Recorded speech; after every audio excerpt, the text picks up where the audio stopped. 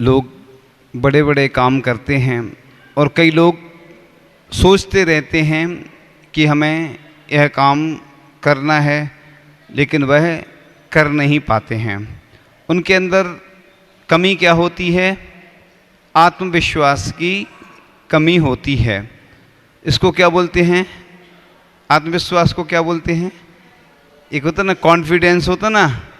Confidence माने क्या होता है? विश्वास। और आत्मविश्वास जिनके अंदर होता है वही व्यक्ति बड़े बड़े काम कर पाते हैं।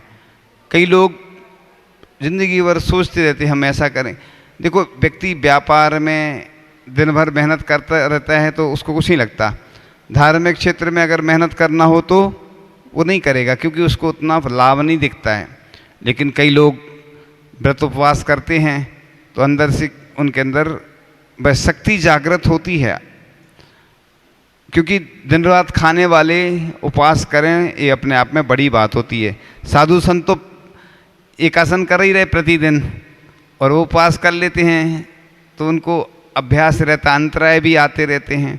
ये भेद विज्ञान को जागृत करने का एक उपक्रम बताया है, इसलिए अंतराय रखे हैं। अंतराय के माध्यम से मजबूती आती है, अंदर कॉन्फिडेंस जागृत होता है कि भेद विज्ञान, शरीर अलग है, आत्मा अलग है। एक बार कुंडलपुर में जब अंतराय हो गया, उस दिन नरकों का ध्यान किया जब, तो सामयिक हो गई, वो पता भी नहीं चला। तो ये अंतराय से रखे भेद विज्ञान जागृत होता रहे। इसी प्रकार से उपवास किए जाते हैं।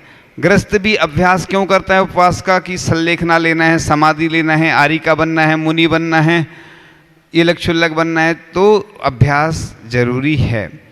तो जो योग के माध्यम से भी अभ्यास किया जाता है, एक्सरसाइज करते हैं ना अपन प्राणायाम में, धीरे धीरे बढ़ाया जाता है। अगर एकदम से, जब एक बार हम व्यायामशाला गए, पहले दिन ही बहुत सारी एक्सरसाइज करी तो दर्द होने लगा, तो एक सीनियर थे, उन्होंने अच्छी फिर सेवा करी।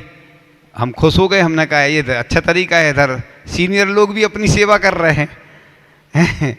सीनियर लोग भी उधर, क्योंकि नया नया कोई व्यक्ति आता है, नई बहू आती है तो कितना स्वागत सत्कार होता है। उसके बाद जब पुरानी हो जाती तो फिर कोई नहीं पूछता है ना। नई नई बहू आएगी तो सब लोग उसको कुछ बहुत सारे ऐसे दस्तूर होते सब करते हैं, और बाद में वही पुरानी हो जाती तो कुछ नहीं। तो ऐसी कोई व्यक्ति मोक्ष मार्ग में आता है तो इसलिए तो वैयावृत्ति की जाती है। वैयावृत्ति क्यों की जाती है? कि इससे क्या होता है, उसका मनोबल बढ़ता है। और आचार्य श्री ने ये भी बोला था, वैयावृत्ति करने से वात्सल्य बढ़ता है। लोग देखते हैं, पूज्य निरापक मुनि श्री योग सागर जी महाराज, हम लोग जब उनकी वैयावृत्ति करने जाते थे तो उनकी करने जाएंगे तो वो सबसे पहले हम लोगों की करेंगे, मतलब ऐसा घी लेंगे और लगाएंगे। ये वात्सल्य उनके अंदर इतना, ऐसे ही जब भी प्रवचन की बात आएगी, बिहार में जाते थे कई बार, ऐसे संयोग बने तो सबको बुला के क्रम क्रम से करवाएंगे प्रवचन। उनके अंदर बहुत ऐसे गुण हैं। ये गुण बहुत बिरले लोगों में से होते हैं कि उनकी भावना होती है। पूज्य समय सागर जी महाराज जब किसी का उपवास हो तो प्रतिदिन तो खैर नहीं जा पाते वो सबके पास, ऐसा बड़े महाराज हैं। लेकिन हमने देखा कि जैसे ही सब लोग थोड़े से नहीं आएंगे, लोग समय अनुकूलता से देख के और वो आ जाते थे। हम लोग भी एकदम से आश्चर्यचकित हो जाते जब एकदम से कोई बड़े महाराज आ जाएं एकदम से अपने कमरे में वैयावृत्ति करने के लिए, तो कैसा लगता है एकदम से। और जिस दिन हमारी दीक्षा हुई उस दिन वो पार्टे सब एक से लगे हुए थे और पूज्य बड़े महाराज जी समय सागर जी महाराज जी आए। पहला दिन था हम लोगों का दीक्षा का, उस दिन प्रतिक्रमण सामूहिक करना था तो बैठ गए साथ में। हम लोगों ने चौकी लगाई महाराज जी को, नहीं नहीं सब बराबर हैं, देखो वो बराबरी पे बैठे। मतलब कितनी लघुता। लोग कहते हैं ना कि बहुत बड़े हो जाते हैं ना, तो आप समझ गए ना, तो बड़े छोटे से कुछ नहीं होता है, कितना अंदर वात्सल्य रहता है। साधु संतों के अंदर एक बार हमने सुनाया था संस्मरण आचार्य श्री का, कि जब आचार्य श्री गौरजामर में अगवानी होना थी 2 मार्च को हम लोग शाम को पहुँचे थे। 3 मार्च की प्रातःकाल की बेला में तो आचार्य ऋषि खेत में बैठ गए, जमीन पे नहीं बैठे थे, वो 2x2 का पाटा रहता ना, छोटा सा जमीन में रखा हुआ था। हम लोग भैयावृत्ति कर रहे थे आचार्य ऋषि की, क्योंकि आचार्य ऋषि बिहार करके आए थे, हम लोग अगवानी करने गए थे। तो अगवानी करने के बाद बैठे हुए थे हम लोग, जमीन में गीली मिट्टी जैसी थी वो खेत में। आचार्य ऋषि बोलते हैं, अरे तुम नीचे क्यों बैठे हो, तुम लोग पाटा ले लो। हम लोग एकदम से देख के रह गए आचार्य ऋषि के अंदर। देखो कितना, इतने बड़े आचार्य हो के भी लोग कहते हैं कि आचार्य ऋषि बहुत कठिन है, और मैं कहता हूँ दुनिया में आचार्य ऋषि से सरल कोई व्यक्ति नहीं है। लोग कहते हैं आचार्य ऋषि बहुत कठिन है, वो चर्या में कठिन है, लेकिन आचार्य ऋषि के अंदर देखोगे ना तो इतने सरल हैं आचार्य भगवान कि बिल्कुल।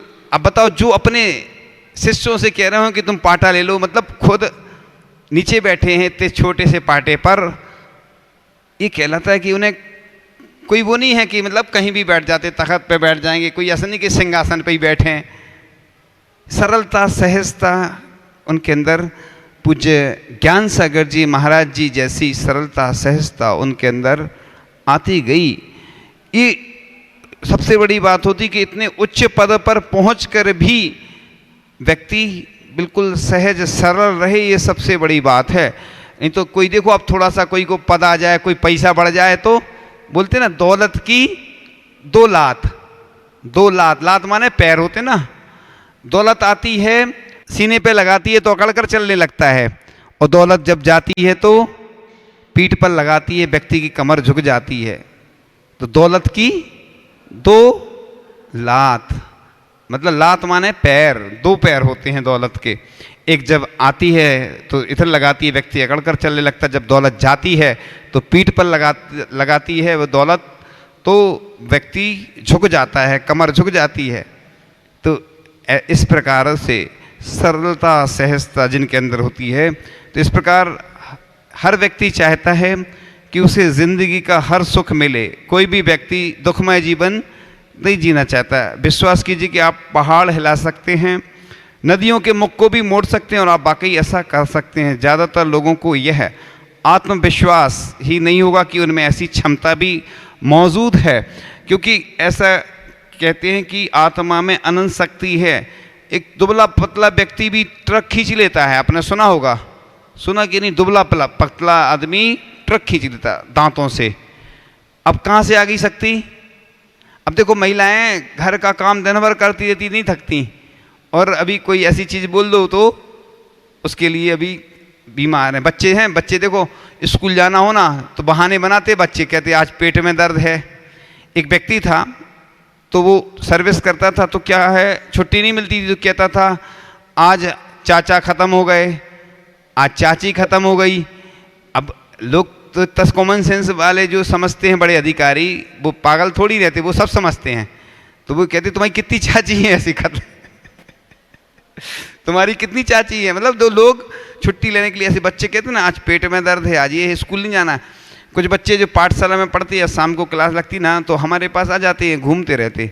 उनसे बोलो जाओ, नहीं जाना, और इधर से अपन भेज भी देंगे तो दूसरी जगह बंक मारते ना, बंक स्कूल में बंक मारते, घंटा पार बोलते थे हम लोग। इधर फिर धीरे धीरे स्टैंडर्ड बढ़ गया तो उसको क्या बोलने लगे, बंक मारना। तो जिनको बहाने बनाना हो ना, तो लोग बहाने बनाते, और धार्मिक कार्यों में जरूर बहाने बनाते लोग। जैसे अभिषेक नहीं करना हो, पूजन नहीं करना हो, तो लोग सोचते ही हैं, बहाना ढूंढते हैं कि कुछ मिल जाए ऐसा, तो बहाना मिल जाए। और जिनको करना हो, लगन लगी हो, वो भजन गाते, लगन तुमसे लगा बैठे, है ना। तो जिसको लगन होती ना अंदर से, तो वो कैसा भी व्यक्ति कुछ भी आए। एक बार कुंडलपुर में हम लोग क्लास ख़त्म हुई, वो पानी गिर रहा था। पूज्य मुनि श्री धीर सागर जी महाराज थे, और हम भी रोज़ जाते थे बड़े बाबा के यहाँ, तो हमने कहा चलो आज चलते। पानी गिर रहा था तो कई महाराज जी नहीं गए, फ्लाइट कैंसिल हो गई सबकी नहीं गए। हमने कहा नहीं अपन तो चलते हैं, चलो। गए, थोड़ा सा चले और पानी रुक गया। तो कई बार परीक्षाएं तो होती हैं, कई बार स्थितियां ऐसी बनती हैं कि जब बिहार होता ना तो सोच समझ के व्यवहार करते हैं कि आगे ऐसा नहीं ऐसा हो जाए, पानी गिर जाए, कुछ स्थिति परिस्थितियां बदलती रहती हैं। तो आचार्य भगवान जब भी व्यवहार करते हैं तो अपने आप छाता लग जाता है बहुत बड़ा। कौन सा छाता लगता है? बड़ा मेहरबान है वो, नीली छतरी वाला, हर ताले की चाबी रखे हर चाबी का ताला। ऊपर से देव लोग छत्र लगा लेते हैं उनके ऊपर, विहार करते हैं, जैसे ही तो मौसम ठंडा हो जाता है। इतनी साधना का कहते हैं ना, 700 और 500 छोटी बड़ी विद्या आकर नमस्कार करती है उस मुनिराज के लिए। अगर वो मुनिराज उनको ग्रहण करते हैं तो मिथ्या दृष्टि हो जाते हैं, और ग्रहण नहीं करते तो सम्यक दृष्टि बनी रहती। तो आचार्य श्री के पास देव आते हैं, हमें कोई काम बताओ। आचार्य श्री कुछ नहीं बताते, क्योंकि उनको आज्ञा दे दी तो वो फोन रहता ना, कोई का मोबाइल उठाओगे नहीं तो कोई दिक्कत नहीं, तुमने उठा लिया एक बार, अब वो फिर बार बार परेशान करता है। तो कई लोग उठाते नहीं हैं, देख लेते ना किसका नंबर आया तो उठाते नहीं हैं। ऐसे ही देव हैं, आचार्य भगवान के पास बहुत सारे ऐसे देव रहते हैं, भैयावृत्ति करने आते, सेवा करने आते, सब अनुकूल बना देते वो मौसम। तो आचार्य भगवान की तपस्या और साधना इतने वर्षों की है। एक साधक जब निष्प्रह निरीह वृत्ति से साधना करता है तो सब उसके बस में होते चले जाते हैं, और रिद्धि सिद्धि आकर उस साधक को नमस्कार करती हैं। तो ऐसे ही आचार्य भगवान की चर्चा चल रही थी कि यदि आपको अपनी सफलता पर विश्वास हो तो इस विश्वास के सहारे आप सफलता की सीढ़ी चढ़ सकते हैं। मुझे विश्वास है कि मैं कर सकता हूँ वाला रवैया हमें वह शक्ति, योग्यता व ऊर्जा देता है जिसके सहारे हम कठिन से कठिन काम कर सकते हैं। हम देखते हैं कि युवा सफलता की चोटी पर पहुंचना चाहते, परंतु इसमें से ज़्यादातर लोगों को यह विश्वास ही नहीं होता कि वे कभी मंजिल पर पहुंचेंगे। क्या होता है ना, अपन अपने बच्चे को कभी भी ऐसा नहीं बोलो तुम ऐसा कर नहीं सकते, तुम ऐसा नहीं कर सकते, उसके अंदर मेंटलिटी बन जाती, नेगेटिव सोच बच जाती। अपन क्या होता है, हताश कर देते उस व्यक्ति को। तो कभी कभी डांटना तो पड़ता है, मजबूरी है, लेकिन उसको प्रोत्साहन भी दो, नहीं बेटा तुम बढ़ोगे आगे, निश्चित रूप से बढ़ोगे, तुम मेहनत करो, मैं तुम्हारे साथ हूँ। इसलिए हम लोग जब भी कोई काम नहीं होता ना तो हम बोल देते लोगों से, तुम चिंता नहीं करो, मैं हूँ ना, तू चिंता क्यों करता है। फिर जब हो जाता तो कहते महाराज जी आपने कहा था। हमने कहा हमें मालूम है, हाँ जो काम कठिन होते वो बात अलग है कि हम भी उसमें फिर ज़्यादा नहीं बोल पाते, लेकिन हम लोग तो करते ही रहते ना। जैसे पंचकर्णक होते हैं तो लोगों को बहुत कठिन लगता, लोग कहते कैसे होगा क्या होगा। एक स्थान था पंचकर्णक, उन लोगों का करने का मन नहीं था, लेकिन क्या हुआ कि हम लोगों ने सोचा कि हो जाए इनका तो अच्छा रहे, नहीं तो जी तो आलसी आदमी है जी कितने सालों में करेंगे, कोई भरोसा नहीं। तो वो व्यक्ति जयपुर आदि गए थे काम से, अचानक आचार्य श्री ने आशीर्वाद दे दिया, डेट आ गई, वो घबरा गए, कहने लगी हमें तो शौक जैसा लग गया, जैसे कुंडलपुर की कमेटी को लगा था शौक अचानक, उनका भी बताएंगे अभी हम। तो बस बाद में मालूम क्या हुआ, अच्छा पंचकर्णक हो गया शानदार, उनको भी आनंद आ गया। बाद में कोरोना काल आ गया तो कई सालों तक पंचकर्णक अच्छे से हो ही नहीं पाए फिर व्यवस्थित। तो ये होता है, देखो साधु की बात मानने में कई बार फायदा होता है। कुंडलपुर की कमेटी वाले बोल रहे थे हम तो अप्रैल में करेंगे, हमने कहा नहीं नहीं, जैसा अनुकूल आचार्य श्री का आशीर्वाद तुम तो सब हो जाएगा। नहीं महाराज जी कैसे होगा। जैसे ही बसंत पंचमी को डेट घोषित हुई उनको शौक लग गया, सबका चेहरा उतर गया और बहुत स्थिति खराब। हमें तो अच्छे से करना था, तैयारी हमारी बहुत ऊंची लेवल की थी कि वर्ल्ड का नंबर 1 पंचकर्णक करना है। प्रशासन ने हाथ खड़े कर लिए, अनुमति नहीं दे रहे थे वो लोग कि अभी कोरोना आने वाला है, लेकिन आचार्य जी तो जिद के धनी है ना, उसने कह दिया होगा, करना तो फरवरी में है, अब चाहे जैसा भी हो। और हुआ। तो कई बार आचार्य जी जैसे व्यक्ति होते हैं वो, और उन्होंने कहा था कि कोरोना चला जाएगा हमेशा के लिए, चला गया। देखो आचार्य भगवान को विश्वास रहता है, और इतना कुछ उनके पास ऐसे निमित्त ज्ञान भी होते हैं, उससे समझ जाते हैं वो। तो बस तो इस प्रकार से जिस व्यक्ति को आत्मविश्वास है कि वह काम कर लेगा, उसे उस काम को करने का तरीका भी मिल जाता है। जब आप कोई काम करने लगो, पहले तो हर काम का विरोध होता है, फिर धीरे से लोग उसको स्वीकार करते हैं, बाद में तारीफ करते हैं। शुरू में आप कोई भी काम करोगे तो लोग विरोध ही करेंगे, अरे ऐसा नहीं होगा वैसा नहीं होगा, है ना। फिर धीरे धीरे लोग प्रशंसा करने लगते हैं, हाँ बहुत अच्छा काम हो रहा है। पहले फिर स्वीकार कर लेते हैं लोग दूसरे स्टेप में, फिर तीसरी बार में हाँ जब आदमी का काम हो जाता है तो पहले तो हंसी उड़ाते हैं सब लोग। पहले कई बार लोगों को लगता नहीं कि ये कर पाएगा तो हंसी उड़ाते हैं, वो अपनी परीक्षा होती है। इसलिए कभी किसी अच्छे काम में कोई हंसी भी कर रहा है तो उनको डरना नहीं, क्योंकि क्या होता है कि ये अपनी परीक्षा हो रही है। कोई उपवास आदि करता है तो लोग घबरा देते हैं, डरा देते हैं, अरे तुम कमज़ोर हो, बीमारी हो जाएगी, ऐसा हो जाएगा तो कई लोग उसी चक्कर में करते नहीं कभी उपवास फिर, और जो कर लेते हैं तो हो ही जाता है। तो कुछ मित्र अपने अपने जीवन से बड़े परेशान थे, जी तो बहुत बड़ा मैटर। तो महान कार्य करने के लिए सबसे पहले ज़रूरी होता है आत्मविश्वास। यदि तुम अपने पर विश्वास कर सको तो दूसरे प्राणी भी तुम पर विश्वास करेंगे। इसलिए सेल्फ कॉन्फिडेंस बोलते हैं उसको, आत्मविश्वास। अपना खुद का विश्वास अगर अपने साथ है तो फिर डरने की कोई बात नहीं। अपन को जैसे बिहार करना है 25-30 किलोमीटर, तो चलना तो अपन को खुद ही पड़ेगा ना, कोई दूसरा थोड़ी चलाएगा। धीरे धीरे चलते चलते पहुंच जाते। सम्मेद शिखर जी चढ़ते हैं ना तो अंधेरे में इसलिए जाते, पता नहीं चलता ना, नहीं तो देखेंगे अरे कितना बचा तो फिर चढ़ ही नहीं पाएंगे। इसलिए लोग अंधेरे में चले जाते हैं, चढ़ते चले जाते हैं, बढ़ते चले जाते हैं और पहुंच जाते हैं मंजिल पर। तो आत्मविश्वास तो विभीषण की तरह होना चाहिए। विभीषण के मन में ऐसा भाव था कि हम निर्बल हैं मगर ईश्वर हमारे साथ है और इससे हमारी शक्ति अनंत है। तो आत्मविश्वास कैसा होना चाहिए? रावण जैसा होना चाहिए, जो समझता था कि मेरी बराबरी का कोई है ही नहीं। तो इस प्रकार से आत्मविश्वास सफलता की पहली सीढ़ी होती है। तो मानव की सबसे बड़ी शक्ति होती है संकल्प शक्ति।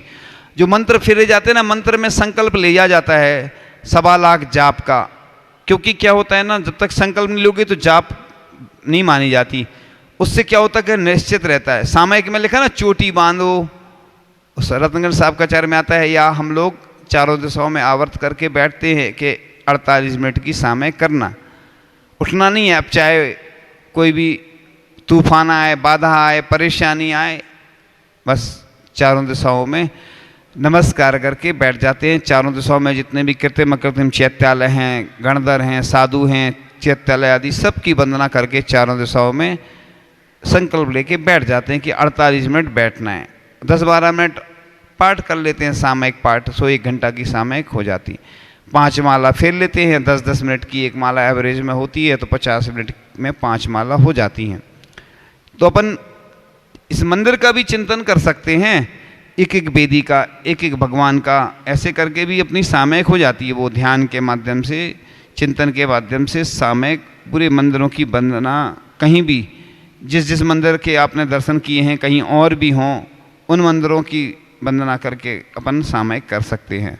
तो इस प्रकार से जिस मनुष्य में आत्मविश्वास नहीं है वह शक्तिमान होकर भी कायर है और पंडित होकर भी मूर्ख है। तो आत्मविश्वास पराक्रम का सार है। तो अपने ऊपर विश्वास रखें। यह विश्वासी अटूट तार है जिसके सहारे हृदय स्पंदित होता है।